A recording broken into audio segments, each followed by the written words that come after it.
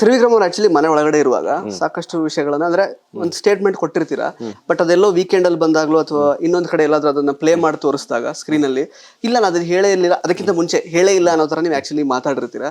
ಅದ್ ಹೆಂಗ ನಿಜವಾಗ್ಲೂ ನೀವು ಮರ್ತೋಗಿತ್ತಾ ಅಥವಾ ಅಂದ್ರೆ ಇಂಟೆನ್ಷನಲಿ ಇಲ್ಲ ನಾನು ಹೇಳೇ ಇಲ್ಲ ಅನ್ನೋ ತರ ನೀವು ಪ್ರೂವ್ ಮಾಡಕ್ ಹೊರಟಿದ್ರೆ?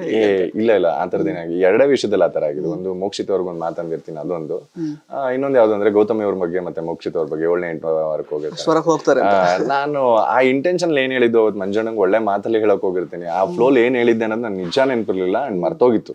ನಾನು ಅದನ್ನೇ ಕೂಡ ಮೋಕ್ಷಿತ್ ಅವ್ರು ಬಂದು ವಾಪಸ್ ವಾದ ಮಾಡ್ಬೇಕಾದ್ರೆ ನಾನು ಆ ಮಾತು ಹೇಳೇ ಇಲ್ಲ ಅಂತ ಏನಕ್ಕೆ ಅಷ್ಟು ಕಾನ್ಫಿಡೆಂಟ್ ಆಗಿ ಹೇಳ್ತೀನಿ ಅಂತಂದ್ರೆ ನಿಮ್ಮಿಬ್ರು ಟಾಪಿಕ್ ಎಲ್ಲ ನಾನು ಮಾತಾಡಿದ್ದು ಅವತ್ತು ಮಂಜಣ್ಣನ ವಿಷಯಕ್ಕೆ ನಾನು ಮಾತಾಡಿರ್ತೀನಿ. ನಾನು ಫಸ್ಟ್ ಟೈಮ್ ಕ್ಯಾಪ್ಟನ್ ಆದಾಗ ಮಂಜಣ್ಣನ ಡೈರೆಕ್ಟ್ ನಾಮಿನೇಷನ್ ಮಾಡಿರ್ತೀನಿ, ಅಣ್ಣ ನೀನ್ ಇದರಿಂದ ಆಚೆ ಬರ್ಬೇಕು ಅನ್ನೋದಕ್ಕೋಸ್ಕರ ನಾನು ನೇರವಾಗಿ ನಾಮಿನೇಟ್ ಮಾಡ್ತಾ ಇದ್ದೀನಿ ಅಂತ. ಅದಕ್ಕೆ ಅಣ್ಣ ವಾದ ಮಾಡಿರ್ತಾರೆ ಹಿಂಗಲ್ಲ ಹಂಗೆ ಅಂತ. ನಾನು ಅದನ್ನ ನೇರವಾಗಿ ಹೋಗಿ ಹೇಳ್ತೀನಿ, ಅಣ್ಣ ಈ ತರ ಆಗ್ತಾ ಇದೆ ಹುಷಾರು ಅಂತ.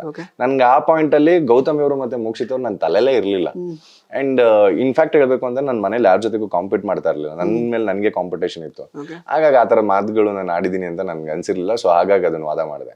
ಅಂಡ್ ಇನ್ನೊಂದು ಕೆಟ್ಟ ಮಾತಾಡಿದೀನಿ ಮೋಕ್ಷಿತ್ ಅವ್ರದ್ದು, ಕೆಟ್ಟ ಮಾತಾಡಿದಾಗ ನಾನು ಅದನ್ನ ಮರ್ತೋಗ್ಬಿಟ್ಟಿದ್ದೆ. ಅವ್ರಿಗೆಲ್ಲ ಹಿಂಗೆ ಅಂದಿಲ್ಲ ಬಿಡು ಅಂತ ಅನ್ಬಿಟ್ಟು. ಮೇ ಬಿ ಆ 2 ಪಾಯಿಂಟು ಆ ತರ ಅನ್ಸಿರುತ್ತೆ.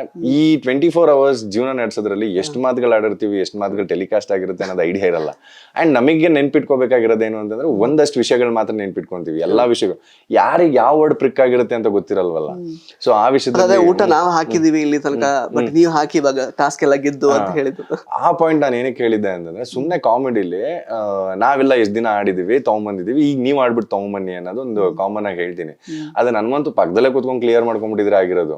ಅದನ್ನ ಹೋಗಿ ಬೇರೆ ಕಡೆ ಡಿಸ್ಕಸ್ ಮಾಡಿದಾಗ ಅದು ಹೌದೇನೋ ನಿಜಾನೇನೋ ಅನ್ನೋ ತರ ಹೈಲೈಟ್ ಆಗೋಯ್ತು.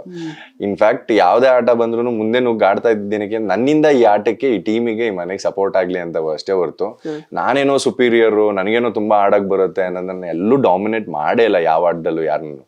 ಸೊ ಹಾಗಾಗಿ ನಂಗೆ ಅದು ಇಂಟೆನ್ಷನ್ ಇರ್ಲಿಲ್ಲ.